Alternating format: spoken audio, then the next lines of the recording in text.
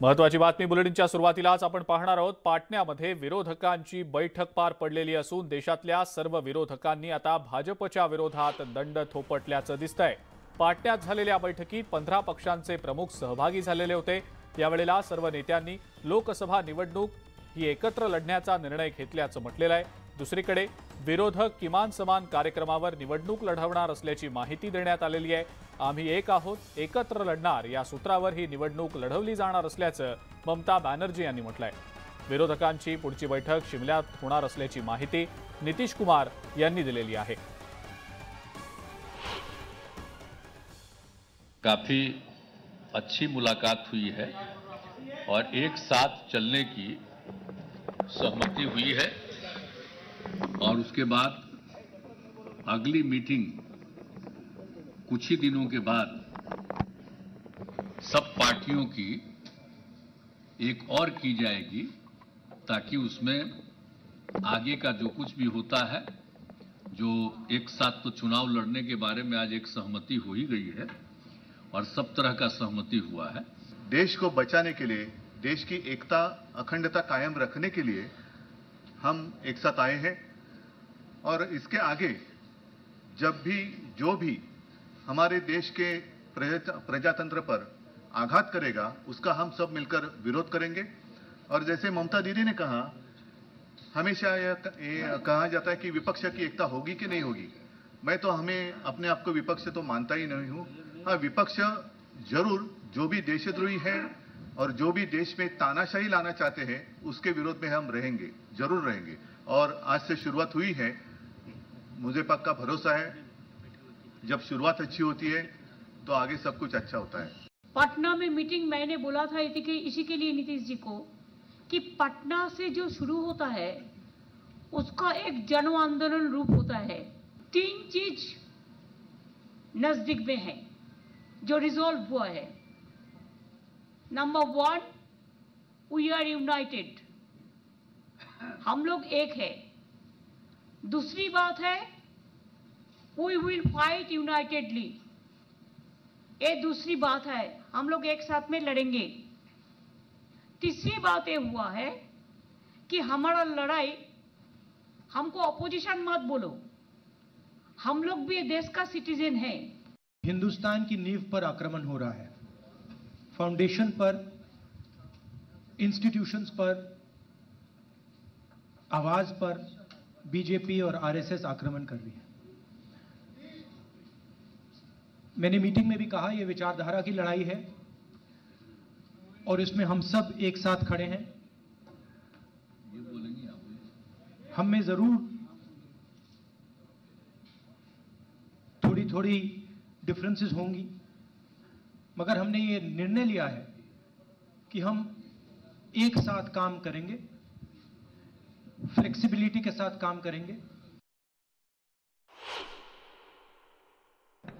समाज की एकता भरपूर ये कार्यक्रम आज भारतीय जनता पार्टी और उनके साथियों का, और इससे सामना करना हो तो मिलकर सामना करना चाहिए।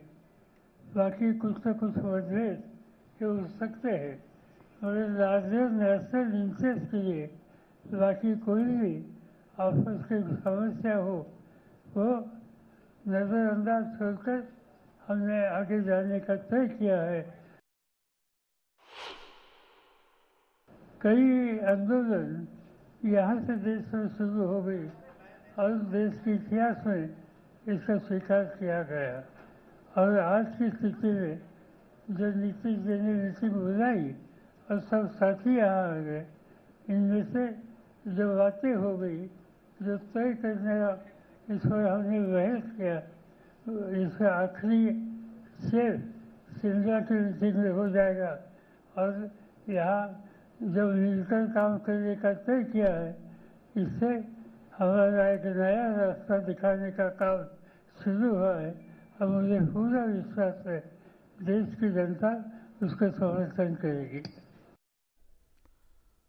पाटण्यातल्या विरोधी पक्षांच्या बैठकीचे महाराष्ट्रात सर्वाधिक पडसाद उमटताना दिसतायत। वेगवेगळ्या विचारधारेचे नेते भाजपच्या विरोधात एकत्र आलेले आहेत आणि यावरनं उपमुख्यमंत्री देवेंद्र फडणवीसांनी उद्धव ठाकरेंना थेट सवाल विचारलाय. पाहुयात त्याच विषयीचा हा स्पेशल रिपोर्ट.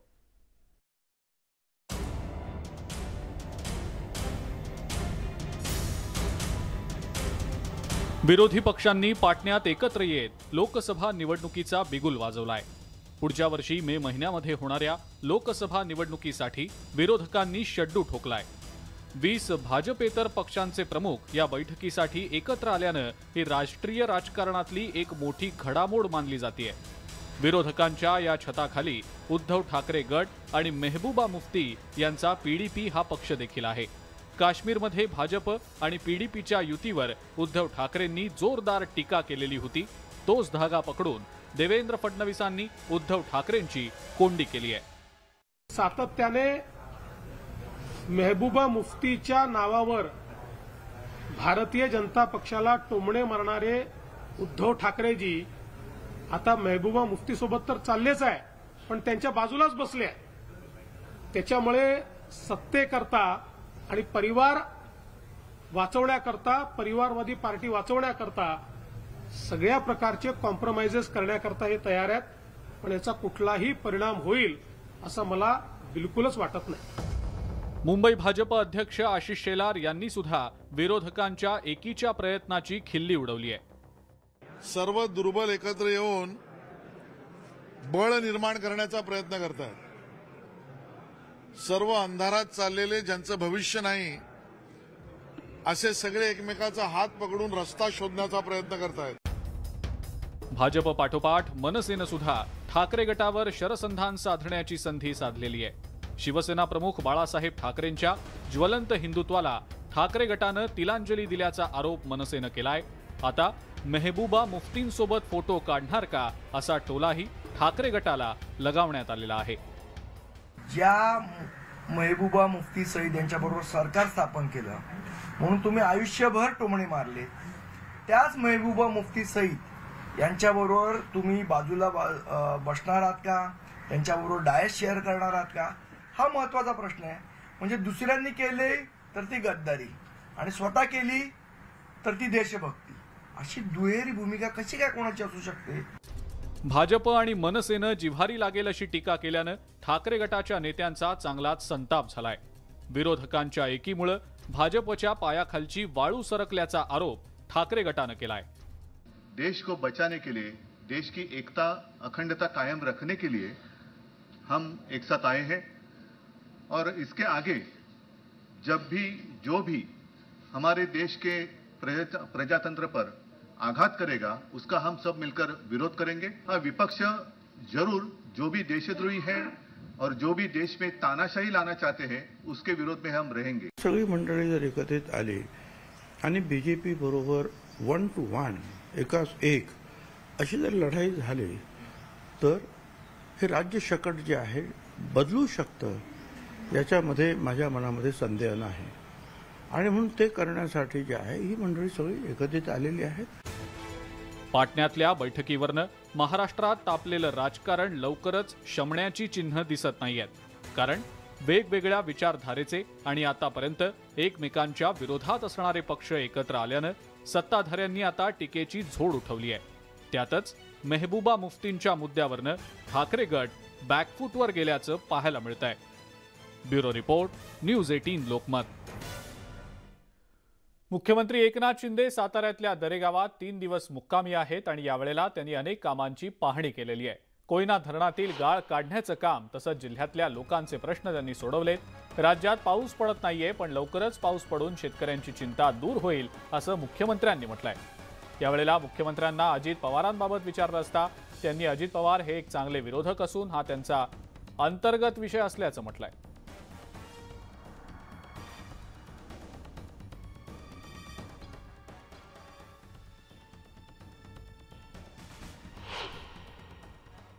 जलयुक्त शिवारच्या माध्यमातून कामं चालू आहे, कारण त्याच्यामध्ये वॉटर स्टोरेज कॅपॅसिटी वाढते आहे आणि त्याचंही काम गाळमुक्त धरण आणि काय म्हणतो त्याला गाळयुक्त शिवार, त्याच्यावर आपण काम सगळीकडे राज्यामध्ये सुरू आहे. तिथे इथेही आपलं सुरू झालं आणि एकंदरीत जे काही ही सगळी पुनर्वसित गावं आहेत यांना ज्या योजना ज्या आहेत 18-20 ज्या योजना आहेत या योजना देऊन बराच कालावधी झालेला आहे आणि म्हणून पूर्णपणे या 105 गावांमध्ये ज्या काही मूलभूत सोयी सुविधा आवश्यक आहेत त्या देण्याचा देखील निर्णय झालेला आहे.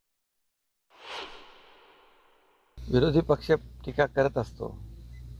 विरोधी पक्षाचं काम आहे विरोधात टीका करणं, परंतु सरकारचं काम असतं लोकांसाठी योजना राबवणं, लोकांच्या हिताची कामं करणं. म्हणून तर मी 2 दिवस गावाला आलो तरी सुद्धा मी इकडे बसलेलो नाही. मी अधिकाऱ्यांना बोलवले, काही चर्चा झाली, निर्णय झाले. त्यामुळे आम्ही आमचं काम करत राहतोय. बाकी विरोधकांना आरोप करायचं त्यांचं काम आहे. पण माझं एवढंच आहे की चांगल्याला चांगलं म्हणणं हे देखील विरोधकांनी केलं पाहिजे. शेतकऱ्यांच्या अडवणुकीचा फुलंब्री पॅटर्न पुन्हा चर्चेत आलेला आहे. शेतकऱ्यांची कामं होत नसल्यानं विधानसभेचे माजी अध्यक्ष हरिभाऊ बागडे यांनी पंचायत समितीत ठिय्या मांडलाय. पाहुयात त्याच संदर्भातला हा स्पेशल रिपोर्ट. सरकारी काम आणि 6 महिने थांब असा शासकीय खाक्या, मग तो शेतकरी असो किंवा विधानसभेचे माजी अध्यक्ष. संभाजीनगर जिल्ह्यातल्या फुलंब्री पंचायत समितीनेही शेतकऱ्यांची कामं अडवण्याचा एककलमी कार्यक्रम हाती घेतलाय. शेतकऱ्यांचं काम होत नाही म्हटल्यावर चिडलेल्या विधानसभेचे माजी अध्यक्ष हरिभाऊ बागडे यांनी पंचायत समिती कार्यालयात धाव घेतली. शेतकऱ्यांच्या कामांबाबत तिथल्या कर्मचाऱ्यांनाही काही माहिती नव्हतं, त्यामुळे संतापलेल्या बागडेंनी उपस्थितांचा चांगला समाचार घेतला. तुम्ही काय सरकारला ईर्षी आहे का? आता कर्तव्याचा भाग आहे का ते जाय करणं? मग काय नाही केलं इतके दिवस ठेवलं? हा माणूस चक्र मारवर परेशान आहे. कर्तव्य बजावत नाही तुम्ही, जबाबदारी सांभाळत नाही. हरिभाऊंनी पंचायत समितीत मुक्काम आंदोलन करण्याची तयारी केली. शेवटी प्रशासकीय अधिकाऱ्यांनी शेतकऱ्यांची कामं मार्गी लावण्याचं आश्वासन दिल्यानंतर हे आंदोलन मागे घेण्यात आलं. काही दिवसांपूर्वी याच फुलंब्री पंचायत समिती समोर लाच मागितली म्हणून मंगेश साबळे नावाच्या सरपंचानं नोटा उधळल्या होत्या. विधानसभेच्या माजी अध्यक्षांनाही अधिकारी जुमानत नसल्यानं आश्चर्य व्यक्त केलं जात आहे. सिद्धार्थ गोदाम, न्यूज 18 लोकमत, संभाजीनगर. विदर्भातल्या नागरिकांसाठी आता एक खुशखबर आहे. अखेर विदर्भात मान्सूनचं आगमन झालेलं आहे. हवामान खात्यानं दिलेल्या माहितीनुसार विदर्भातल्या चंद्रपूर आणि गडचिरोलीमध्ये मान्सून दाखल झालाय. बंगालच्या उपसागरावर कमी दाबाचा पट्टा तयार झाल्यानं मान्सूनसाठी अनुकूल वातावरण निर्माण झालंय. विदर्भात मुसळधार पावसानं मान्सूनची एंट्री झाली आहे. पुढचे 3 ते 4 दिवस विदर्भात जोरदार पावसाचा अंदाज हवामान खात्यानं वर्तवलेला आहे.